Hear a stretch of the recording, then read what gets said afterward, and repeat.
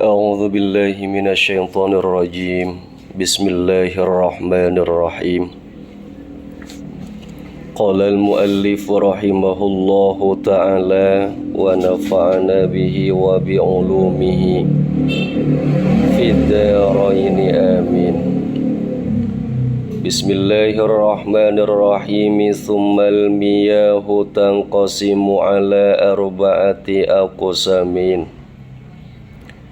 أحدها طاهر في نفسه مطهر لغيره غير مكروه استعماله وهو الماء المطلق ثم المياه kari-kari utawi pirang-pirang banyu atawa sakehe banyu. Kemudian adapun beberapa air tangkosimu iku dadi kebagi atau nerima kebagi apa mia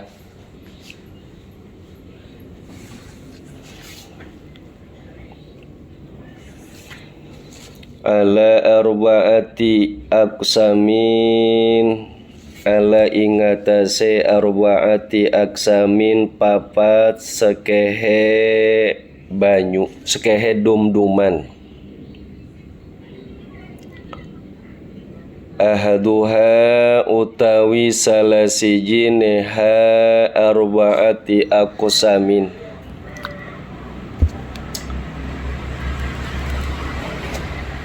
iku tahirun banyu kang suci fi ing dalem nafsi date atawa dewekehi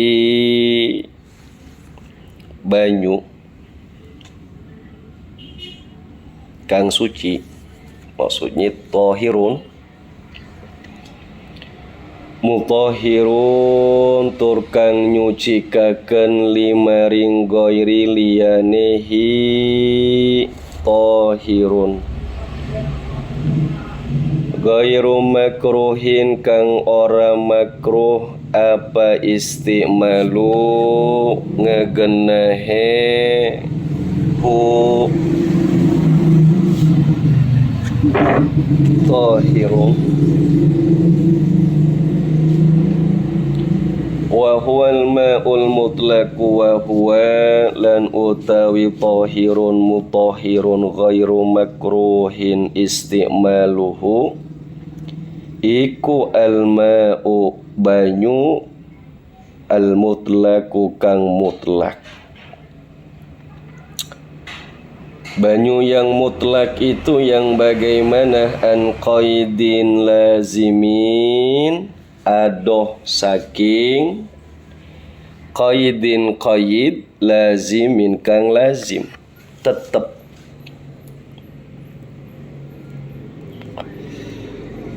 qaid itu batasan ya lazimin tetap fala yadurrul qaidul munfakku kama il bi'ri fi kaunihi mutlaqan fala mangka ora yadurru ngebahayani apa al qaidu qaid al munfakku kang kepecat iku terlepas ya awas al munfakku kang kepecat kama il bi'ri kaya banyu sumur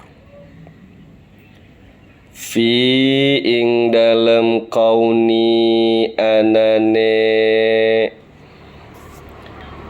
fi ing dalam kauni anane hi tahirun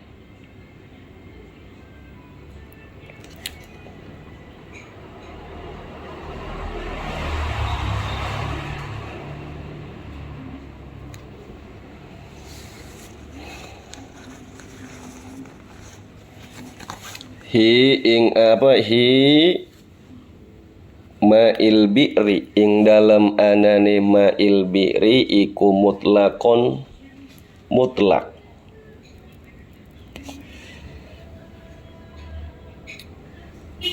Summal miyahu lafad summa di situ bisa berfaedah istinaf atau juga tartib. Istinaf itu permulaan kalimat. Jika summa di situ mengandung faedah tartib, maka ia diatofkan kepada kalimat yang sebelumnya. Summal miyahu ala arba'ati aqsamin. Summal miyahu tanqasimu ala arba'ati aqsamin. Macam-macam air yang jumlahnya ada 7. Air langit terus ya. Air apa lagi? Putri Nabila? Apa? Iya, air embun terus, salju terus, sumur terus, mata air, sumber terus, air terus, air lah. Iya, sekalipun nggak tersusun, yang penting jumlahnya pas ya. Tuh, yang 7 macam air itu terbagi menjadi 4. Awas. Terbagi menjadi 4. Summal miyahu tanqasimu ala arba'ati aqsamin. Sebenarnya bukan 4 tapi 5. Ya, nanti yang 5 dibahas. Apa itu? Air suci, mensucikan, tapi haram digunakan. Tuh, awas. Maksud terbagi di situ bukan keseluruhannya, tapi satu-satunya.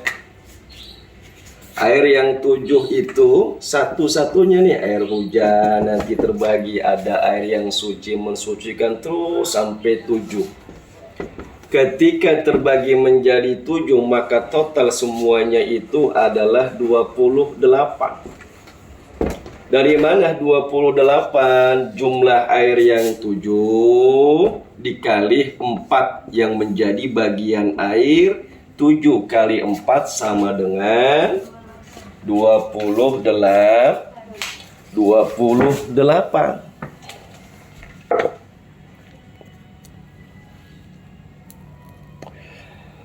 Dari pembagian air yang 4 itu, air yang pertama apa namanya? Oh, namanya itu air yang suci dan mensucikan serta tidak makruh digunakan. Itu yang pertama. Maka ini yang disebut dengan air mutlak. Airnya suci, mensucikan, tidak makruh digunakan, maka itu yang dinamakan dengan air mutlak. Lantas muncul pertanyaan, syarat-syarat air bisa disebut sebagai air mutlak itu ada berapa? Maka syarat-syarat air bisa disebut sebagai air mutlak itu ada 3 syaratnya. Dikatakan air mutlak itu memiliki 3 syarat. Syarat yang pertama air bisa disebut dengan air mutlak itu adalah yang pertama itu air tersebut zatnya mensucikan. Memang suci ya. Yang pertama, air tersebut zatnya memang suci.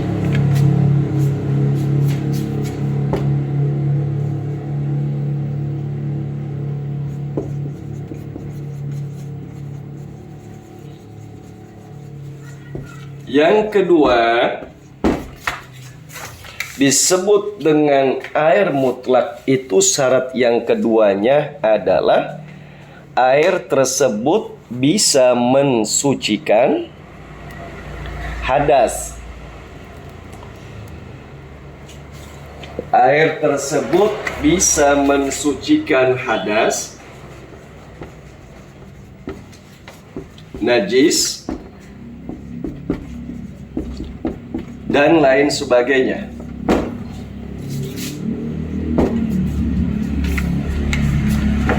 Dan yang ketiga, syarat air mutlak itu tidak makruh digunakannya. Itu syarat-syarat air bisa disebut sebagai air mutlak. Yang pertama, air tersebut zatnya memang suci. Yang kedua, air tersebut bisa mensucikan hadas, najis, dan lain sebagainya. Sedangkan yang ketiga, air tersebut tidak makruh digunakannya. Sedangkan air mutlak itu adalah sebutan untuk nama air. Jadi air mutlak itu sebutan untuk nama air. Yang bagaimana gitu? Yang mana air tersebut tanpa qaid lazim atau predikat nama baku. Tanpa qaid lazim.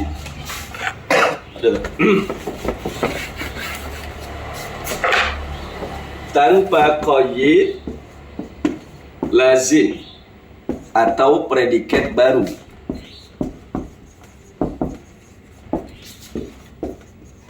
Tadi itu an qaidin lazimin. Nanti qaid itu ada dua ya. Ada qaid lazim, ada qaid munfak. Ada qaid yang tetap gitu. Ada qaid yang tidak tetap. Nah, air mutlak itu sebutan untuk nama air yang mana air tersebut tanpa qaid lazim atau predikat nama baku. Menurut siapa? Kata siapa? Kata ahli definisi atau ulama dan ahli bahasa. Nanti ada tuh di hasyiahnya nih. Nanti dibaca dikit-dikit aja.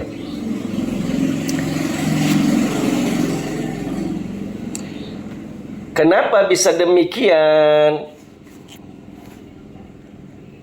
Karena hal tersebut untuk mengecualikan air mustakmal dan air mutanajis. Jadi supaya membedakan atau mengecualikan air mutlak itu terlepas daripada qaid lazim, mengecualikan dari apa? Air mustakmal dan juga air mutanajis. Karena air mustakmal dan air mutanajis itu tidak bisa disebut sebagai air mutlak.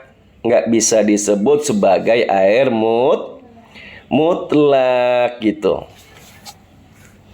Nah, hal yang tadi juga untuk memasukkan air yang berubah warnanya atau baunya atau rasanya yang disebabkan karena tempat genangannya atau tempat lewatnya.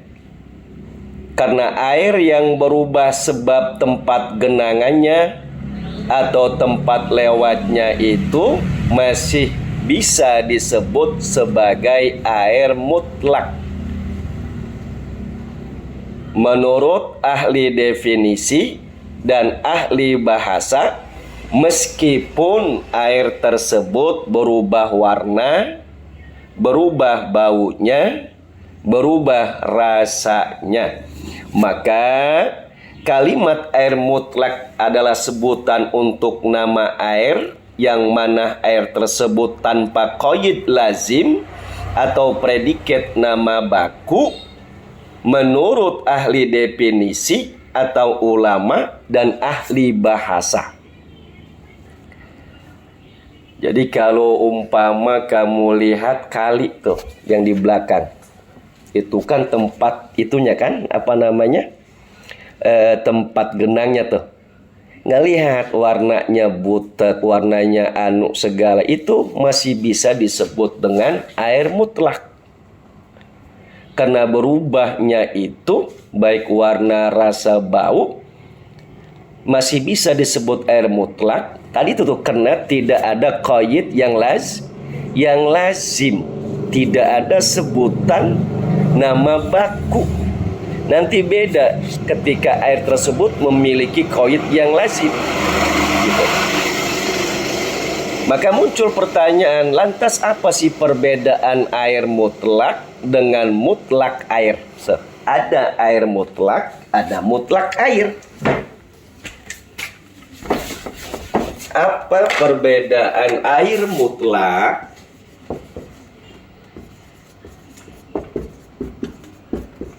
dan mutlak air?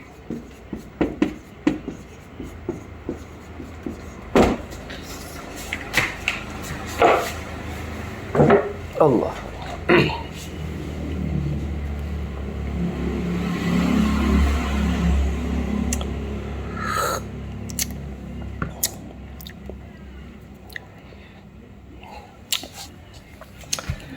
Jadi perbedaan air mutlak dengan mutlak air itu, kalau air mutlak ialah air yang memenuhi 3 syarat yang tadi tuh.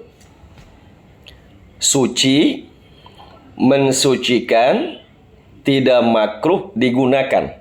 Namanya air mutlak. Syaratnya tuh suci, mensucikan, dan juga tidak makruh digunakan. Sedangkan mutlak air mencakup air suci dan air najis. Mencakup juga, awas perhatikan, air yang mensucikan dan tidak mensucikan. Mencakup juga air yang makruh digunakan atau tidak makruh digunakan. Maka itu disebut dengan mutlak air, bukan air mutlak. Air mutlak memenuhi 3 syarat: suci, mensucikan, dan juga tidak makruh. Di ibarah kitab yang barusan kita baca tadi, an qaidin lazimin, bahwasanya air mutlak adalah air yang sama sekali tidak diikat dengan qaid lazim, predikat sebutan nama yang baru, atau diikat dengan qaid tapi tidak baku, hanya sementara saja, namanya qaid munfakku. Ada qaid lazim, ada qaid munfakku.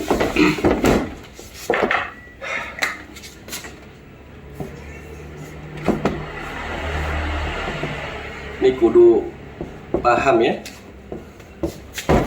Ada qaid lazim, ada qaid munfakku, tetap, tidak tetap. Ini bisa mempengaruhi sebutan nama air tersebut. Saya ulangi sekali lagi. Air mutlak adalah air yang sama sekali tidak diikat dengan qaid lazim. Lihat, qaid lazim. Apa qaid lazim? Predikat sebutan nama yang baku. Namanya tetap. Ini baku nih, lazim, baku. Sedangkan munfaku tidak baku.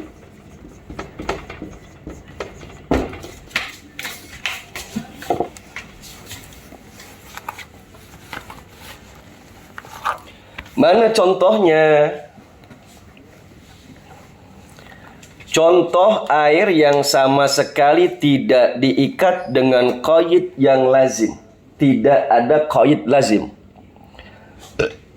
Contohnya seperti perkataan ini adalah air. Ini adalah air. Itu memberi artian bahwa air itu adalah air mutlak. Kenapa disebut dengan air mutlak? Sebab tidak ada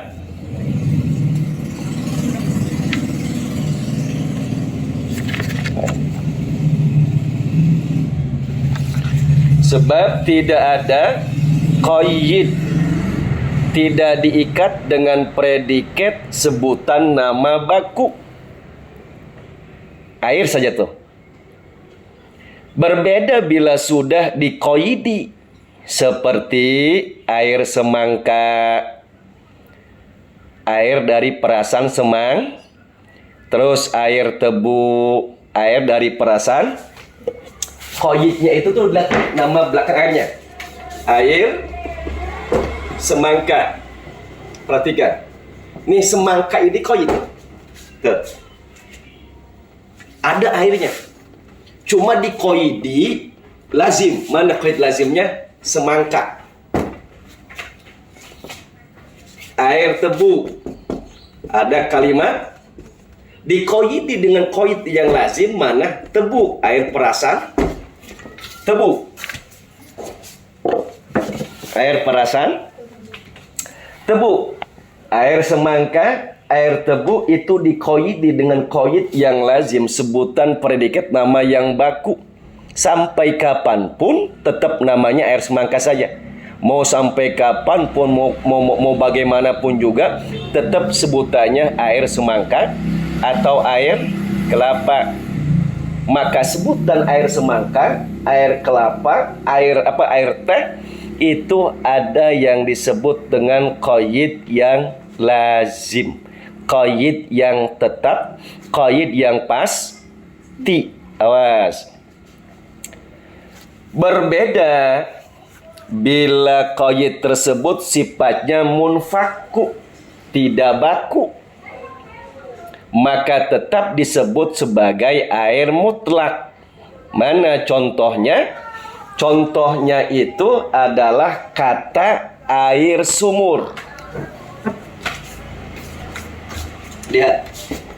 Air sumur. Ini diqaidi sumur dengan qaid munfaku, tidak baku. Tidak baku. Berbeda dengan air semangka, air tebu, dia diqaidi dengan qaid yang lazim. Maka air sumur, air hujan, air embun tuh. Terus air laut diqaidi kan? Air sungai dan lain sebagainya. Maka kata-kata air sumur, qaid sumur di situ tidak baku. Qaid sumurnya di situ tidak baku, dalam artian air sumur tersebut bila diucapkan secara mutlak maka akan disebut sebagai air saja tanpa ada nama baku air sumur. Seperti ucapan tolong ambilkan air itu tanpa diqaidi kalimat sumur, atau tolong ambilkan air semangka itu diqaidi baku yang tidak bisa lepas air semangka. Nah, qaid lazim itu ada 3.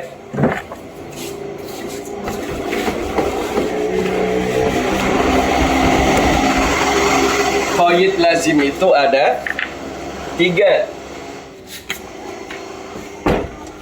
Yang pertama, qaid lazim dengan idhofah. Qaid lazim dengan idhofah, contoh seperti ma'ut tibbih. Ma'ut tibbih, air semangka. air tebu, air mawar. Namanya qaid lazim dengan idhofah. Yang kedua, ada qaid lazim dengan sifat.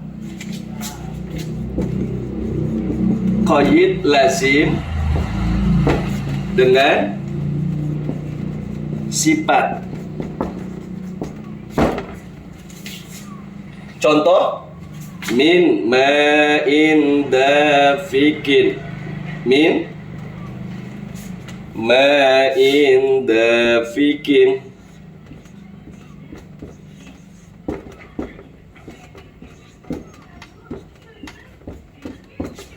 Min ma'in dafikin, dari air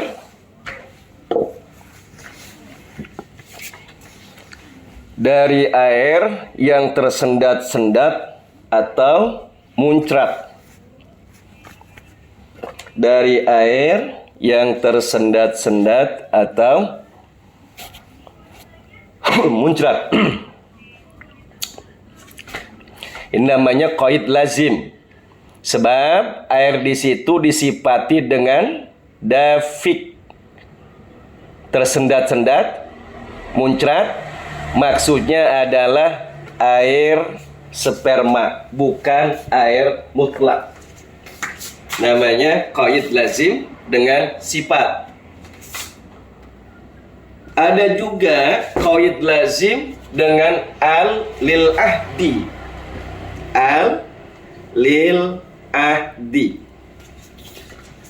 Qaid lazim dengan al lil ahdi.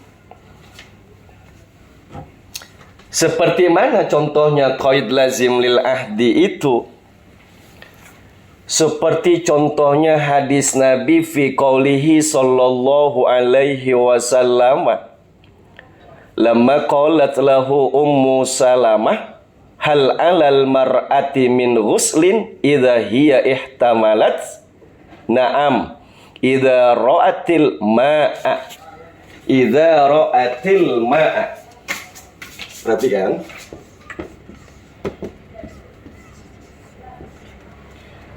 Idza ra'atil ma'a. Idza ra'atil ma'a yakni al-maniyya.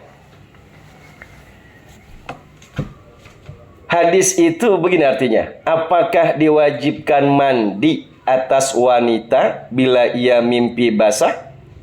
Lantas Nabi Shallallahu Alaihi Wasallam menjawab, ya, ketika ia melihat air. Nah, al pada lafaz al-ma', dilihat. Al pada lafaz al-ma'.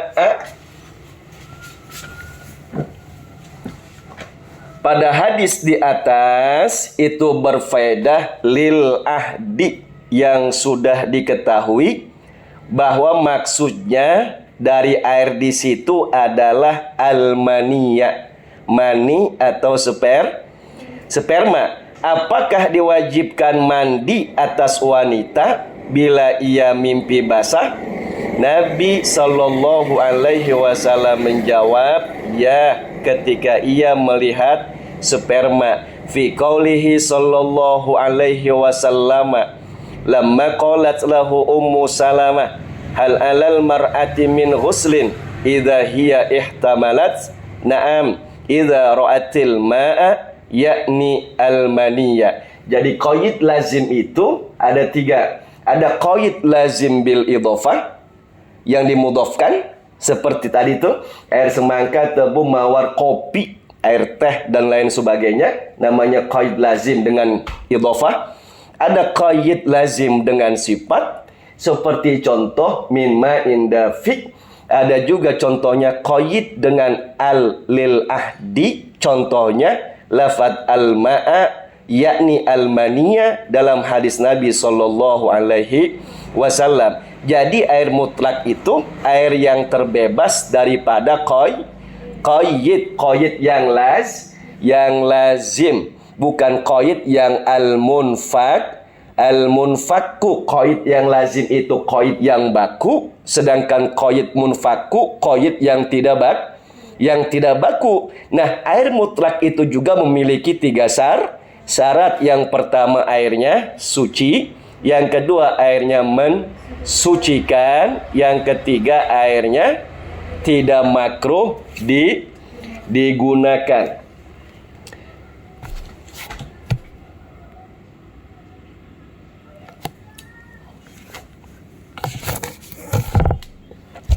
Kita baca sebentar hasyiah Bajurinya. Dilihat.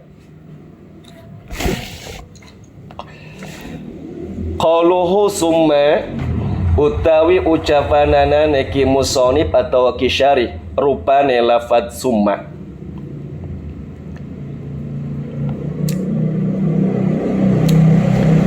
Iku hiya lil istinafi awlit tartibi fi dzikri wal ikhbari. Utawi lafad summa iku kana peda istinaf aulit tartibi atau kana peda tartib fi dzikri wal ikhbari ing dalam nutur lan aweh khabar.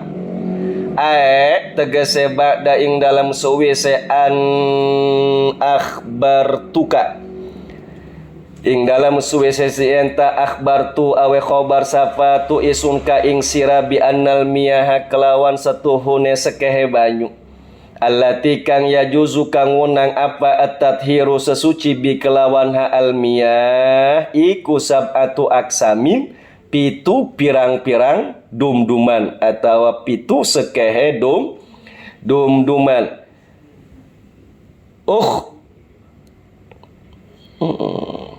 Biruka awe khobar safisun ka ing sira bi annaha kelawan satuhune hamiyah ikutan qasimu dadi kebagi apa miyah taksiman kelawan bagian akhara kang weweneh ila arbaati aksamin maring papat sekehe dumduman.